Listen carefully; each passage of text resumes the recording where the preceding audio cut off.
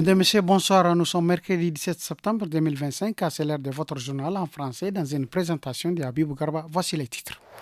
Lors d'une conférence de presse, le Centre national d'élite anti-acrédienne a annoncé ce matin une attaque des sauteriaux à Ottawa qui est sous contrôle. Les détails dans un instant. Une campagne d'identification des enfants en situation de handicap à scolarisé se tient cette semaine à Niamey. Les organisateurs appellent à la mobilisation de tous pour sa réussite.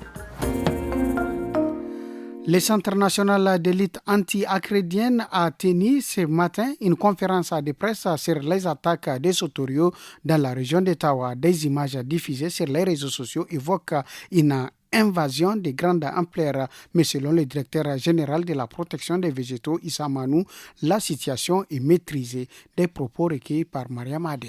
La situation que tout le monde observe, c'est dans la région d'Ottawa où actuellement nous avons donc les attaques de sauteriaux. Et par rapport à cette situation, déjà, la direction générale de la protection des végétaux est déjà sur le terrain en train d'appuyer la région d'Ottawa. Donc actuellement, cette mission est dans le département d'Ikita et dans la commune de Ibohaman, sont en train d'être traitée. Cependant, il faut souligner que nous avons 3 maillons en cas d'attaque. Le premier maillon, d'abord, c'est les brigadiers phytosanitaires que nous formons au niveau des villages. Donc, à chaque situation, en tout cas immédiate, ils sont là pour pouvoir donc intervenir à temps. Quand la situation est un peu grave, donc on fait recours aux véhicules qui sont montés, donc des appareils de traitement à haute portée. Ensuite, maintenant, si encore c'est devenu plus grand, nous avons nos avions avec lesquels on peut intervenir. Auparavant, la Direction générale de la protection des végétaux a présenté l'état des infestations dans le pays. Pour la première décade de septembre 2025, le rapport publié lundi fait état d'attaques des ravageurs sur les cultures de mil, sorgho et niébé, touchant environ 10 000 hectares dans plusieurs régions du pays. Les détails avec Raïla Toussoumana, rendu au studio par Assoumana China. Les infestations phytosanitaires concernent notamment les sauteriaux, pucerons, thrips et chenilles. Selon les derniers bulletins, plus de 10 000 hectares sont infestés, dont 73% déjà traités. La région de Difa est la plus touchée avec près de 5 500 hectares infestés, dont 3 500 traités. Les sauteriaux y ont eu un impact significatif et représentent également une menace pour les régions d'Agadez, Maradi et Tawa. Néanmoins, les autorités recommandent la lutte biologique contre certaines chenilles, l'intensification de la surveillance et des interventions ciblées comme l'arrachage manuel des plants atteints. Selon la Direction générale de la protection des végétaux, plus de 3000 boîtes de lâchers sont disponibles pour appuyer les régions de Tawa, Tillabéri, Zender et Difa dans les prochains jours. L'Union nationale des aveugles du Niger a lancé à Niamey une campagne d'identification des enfants en situation de handicap. L'opération se déroule du 16 au 20 septembre avec l'appui de l'organisation Humanity and Inclusion.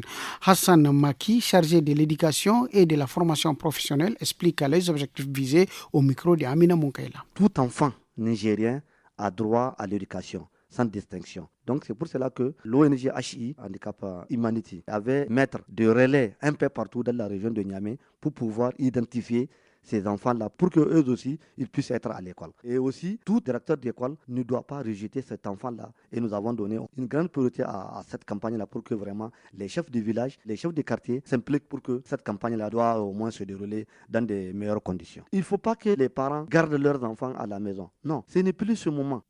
Les cas de mutilation génitale féminine sont en diminution dans le département de Ngingimi, région de Difa.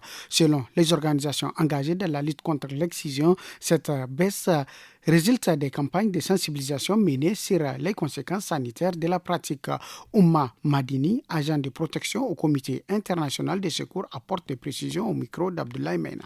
À Gingim, la pratique de l'excision a nettement reculé ces dernières années. L'année passée, on avait recensé 106 femmes excisées, alors que cette année, jusqu'à présent, on n'en compte que 13. Malheureusement, pour celles qui ont subi cette pratique, les conséquences peuvent être dramatiques. Certaines perdent beaucoup du sang jusqu'à en mourir. Les autorités ne sont souvent même pas informées. Cependant, grâce aux campagnes de sensibilisation menées auprès des maires et des communautés villageoises, beaucoup prennent désormais conscience des dangers que représente l'excision. L'objectif est de mettre définitivement fin à cette...